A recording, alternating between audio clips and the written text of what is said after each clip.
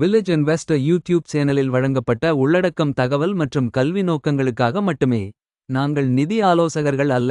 இங்கு பகிரப்படும் தகவல் தொழில்முறை நிதி ஆலோசனையாக கருதப்படக்கூடாது.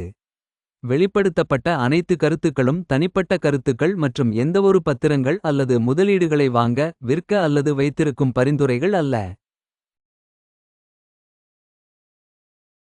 வணக்கம் மக்களே, நான் உங்க வில்லேஜ் இன்வெஸ்டர். நம்ம இன்னைக்கு என்ன டாபிக் பார்க்க போறோம்னா ஐபிஓ பத்தி பார்க்க போறோம். ஐபிஓ மீன்ஸ் என்னன்னா, அதாவது இனிஷியல் பப்ளிக் ஆஃபரிங். அதாவது ஒரு கம்பெனி வந்து நல்லா ரன் ஆயிட்டு இருக்கு, பிசினஸ் ரன் ஆயிட்டு இருக்கும் போது அவங்க வந்து ஃபர்தரா அவங்களுடைய பிசினஸை வந்து இன்க்ரீஸ் பண்ணணும்னு நினைக்கிறாங்க, மல்டிபிள் பிரான்ச்சஸ் வைக்கணும்னு நினைக்கிறாங்க. அப்படி மல்டிபிள் பிரான்ச்சஸ் வைக்கும் போது நிறைய பணம் தேவைப்படும் இல்லையா? அந்த பணம் எங்கிருந்து வாங்குவாங்கன்னா, ஒரு சில பேர் வந்து பாத்தீங்கன்னா கடன் வாங்கி வைப்பாங்க.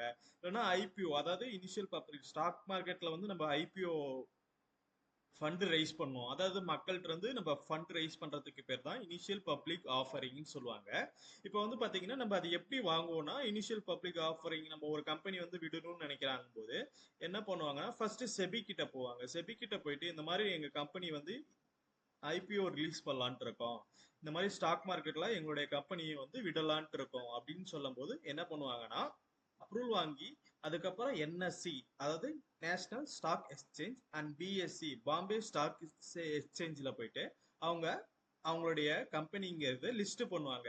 இந்த லிஸ்ட் பண்றது வந்து ப்ராசஸ் எப்படி இருக்குன்னா, ஃபார் எக்ஸாம்பிளுக்கு நான் சொல்றேன், இந்த மன்பா ஃபைனான்ஸுங்கிற கம்பெனி வந்து அவங்களுக்கு வந்து பாத்தீங்கன்னா இப்போ வந்து ஐபிஓ அவங்க ரிலீஸ் பண்றாங்க.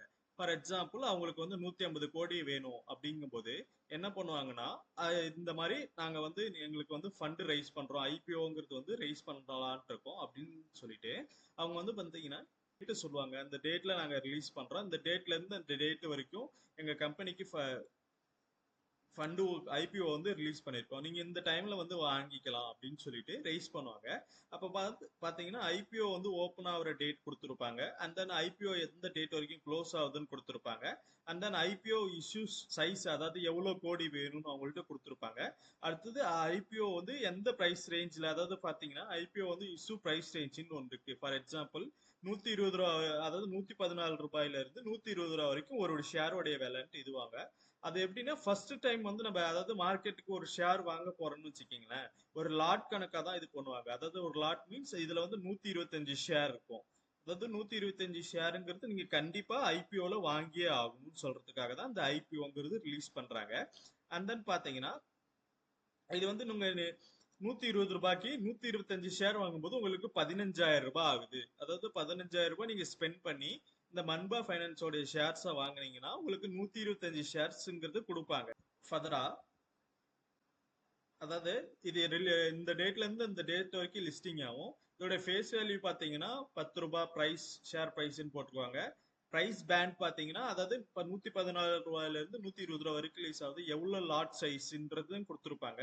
டோட்டல் இஷ்யூவிங் சைஸ் பாத்தீங்கன்னா எவ்வளவு ஷேர் விடுறாங்க, அதாவது அவங்களுக்கு 150 கோடி தேவை இல்லையா, அந்த 150 கோடிக்காக இவங்க இத்தனை ஷேர், அதாவது 1,கோடியே 25,70,000 ஷேர்ஸ் வந்து விடுறாங்க ஃப்ரெஷ்ஷா. அதாவது டோட்டல் இஷ்யூ சைஸ், அதாவது இத்தனை ஷேர்ஸ் விடுறாங்க.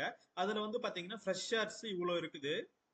அது எங்கெங்க வருதுன்னு பாத்தீங்கன்னா லிஸ்ட் அட், அதாவது நான் சொன்னது இல்லையா, Bombay stock exchange, Bombay stock எக்ஸ்சேஞ்சிலையும், அண்ட் தென் பாத்தீங்கன்னா என்எஸ்சி, நேஷனல் ஸ்டாக் எக்ஸ்சேஞ்சிலையும் வருதுன்னு சொல்லியிருக்காங்க. இதுல வந்து தனிநபர் வாங்கணும்னா மினிமம் பாத்தீங்கன்னா 125, அதாவது 125 ஷேருங்கிறது ஒரு லாட் கண்டிப்பா வாங்கியே ஆகணும். ஒரு லாட்டுங்கிறது கண்டிப்பா வாங்கணும். மேக்சிமம் வந்து பாத்தீங்கன்னா 13 லாட் வாங்கிக்கலாம். 13 லாட்டுங்கும் போது உங்களுக்கு 1,625 ஷேர் வரும். அண்ட் தென் பாத்தீங்கன்னா அதோடைய பிரைஸ் வந்து 1,95,000 ரூபாய்.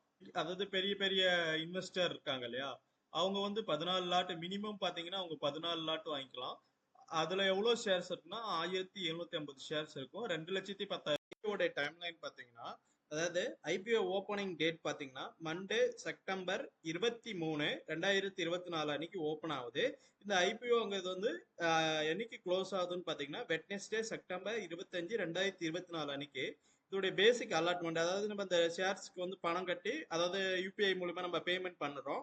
யூபிஐ மூலமா பேமெண்ட் பண்ண உடனே அதாவது நான் உங்களுக்கு சொன்ன இல்லையா, 125 ஷேர்ஸ் கண்டிப்பா வாங்கணும் ஒரு லாட்டுங்கிறது. வாங்கினதுக்கு அப்புறம் இது பேஸ் ஆஃப் அலாட்மெண்ட் என்னைக்கு நடக்கும்னு பாத்தீங்கன்னா தேர்ஸ்டே செப்டம்பர் 2024 26ஆம் தேதி வந்து உங்களுக்கு அலாட்மெண்ட் ஆகும். அலாட்மெண்ட் ஆகுதா இல்லையான்ட்டு அவங்க உங்களுக்கு ஒரு வெப்சைட் கொடுப்பாங்க. அந்த வெப்சைட்ல நீங்க பார்த்து செக் பண்ணிக்கலாம். அப்படி அலாட்மெண்ட் ஆகலைன்னா பாத்தீங்கன்னா உங்களுக்கு ரீஃபண்டுக்கு இனிஷியேட் பண்ணுவாங்க. அந்த ரீஃபண்ட் இனிஷியேட் பண்றது பாத்தீங்கன்னா அந்த செப்டம்பர் 26 2024வது வருஷத்துமே உங்களுக்கு வந்து ரீஃபண்டுங்கிறது வந்து இதாயிடும். அண்ட் தென் அதாவது சப்போஸ் அலாட்மெண்ட் ஆயிடுச்சு, இந்த ஷேர்ஸ்லாம் அலாட்மெண்ட் ஆயிடுச்சுங்கும் போது ஷேர்ஸ் வந்து நம்ம டிபேண்ட் அக்கௌண்ட்டுக்கு வந்து கிரெடிட் ஆகும் இல்லையா? அது என்னைக்கு ஆகுதுன்னா செப்டம்பர் 27 2024 அப்ப பாத்தீங்கன்னா உங்களுக்கு இதாயிடும். இந்த ஐபிஓ ப்ராசஸ்ல இந்த மாதிரி ஸ்டெப் பை ஸ்டெப்பா இருக்கும். அண்ட் தென் பாத்தீங்கன்னா லிஸ்டிங் டேட், அதாவது இந்த மார்க்கெட்ல இந்த ஐபிஓ வந்து நம்ம பணம் ரைஸ் பண்ணிட்டாங்க, இந்த ஷேர்ஸ் வந்து ஷேர் மார்க்கெட்டுக்கு வரப்போகுது, அதாவது ஷேர் மார்க்கெட்டு இத்தனாம் தேதி நம்ம தேட்டர்ல படம் ரிலீஸ் பண்ற மாதிரி இந்த மாதிரி ஷேர் மார்க்கெட்ல வந்து இந்த டேட்ல வந்து இந்த ஐபிஓங்கிறது ரிலீஸ் ஆக போகுது அப்படின்னு சொல்லிட்டு என்னைக்கு விடுறாங்கன்னா செப்டம்பர் 30 2024 தேதி வந்து பாத்தீங்கன்னா உங்களுக்கு ஐபிஓங்கிறது விட்டுருவாங்க. சப்போஸ்